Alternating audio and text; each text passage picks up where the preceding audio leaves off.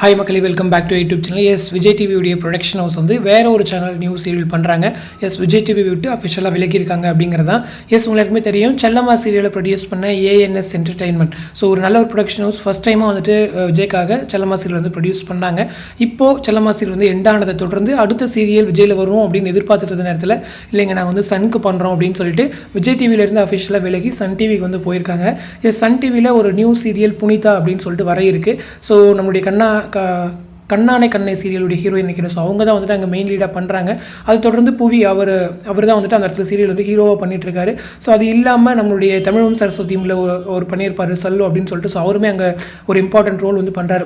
So அந்த serial வந்துட்டு ஒரு அம்மாக்கும் ஒரு பொண்ணுக்கும் உள்ள ஒரு பாண்ட் மாதிரியானது ஒரு கான்செப்டில் தான் அந்த சீரியல் எடுக்கிறாங்க. அந்த சீரியலில் இவங்க தான் வந்து ப்ரொடியூஸ் பண்ணுறாங்க, ஏஎன்எஸ் என்டர்டைன்மெண்ட். ஸோ நல்ல ஒரு ப்ரொடக்ஷன் ஹவுஸ். நிறைய ஃபீட்பேக்ஸ் வந்து ஆடியன்ஸ் வந்து கேட்டு அதை ரெக்டிஃபை பண்ணுற ஒரு ப்ரொடக்ஷன் ஹவுஸ். எதுவாக இருந்தாலும் ஸ்டோரி அப் டு சேனல் அதை தாண்டி சின்ன சின்ன விஷயங்கள் எப்படி கொண்டு வரலாங்கிறத அவங்க உண்மையிலுமே பண்ணியிருப்பாங்க.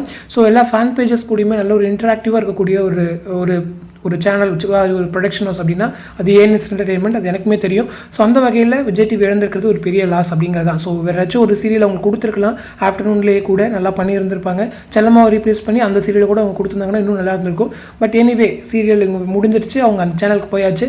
அந்த சேனலில் அவங்களுக்குன்னு ஒரு நல்ல சக்ஸஸ் கிடைக்க வாழ்த்துக்கள். கண்டிப்பாக ஒரு ப்ரைம் டைம் அப்படின்னு தான் நினைக்கிறேன். ஏன்னா அந்த கான்செப்ட் அதே போல் ஹீரோயின் வச்சு பார்க்கும்போது அப்படின்லாம் பார்க்கும்போது எனக்கு தெரிஞ்ச ஒரு ப்ரைம் டைமாக இருக்கும்னு தான் நான் யோசித்தேன். ஸோ என்ன டைமிங் அப்படிங்கிறதெல்லாம் கீப் ஆன் கெஸ்ஸிங். ஸோ எனக்கு தெரிஞ்சு நல்ல ஒரு டைம் கொடுத்தாங்கன்னா அவங்களுக்கு இன்னும் ஒரு நல்ல ஒரு இம்ப்ரூவ்மெண்ட் அப்படிங்கிறத நான் ப்ரைம்லேருந்து ப்ரைமு அதுவும் ஒரு மெயின் சேனல் நம்பர் 1 சேனல் அப்படின்னு சொல்லும்போது ப்ரொடக்ஷன் ஹவுஸ்க்கு நல்ல ஒரு இம்ப்ரூவ்மெண்ட். ஸோ வெயிட் பண்ணுவோம். அதே போல் விஜயில் நிறைய சீரியல்ஸ் வருது. ஸோ இப்போ தான் ஒன்று அப்டேட்ஸ் கிடைச்சிட்டு இருக்கு.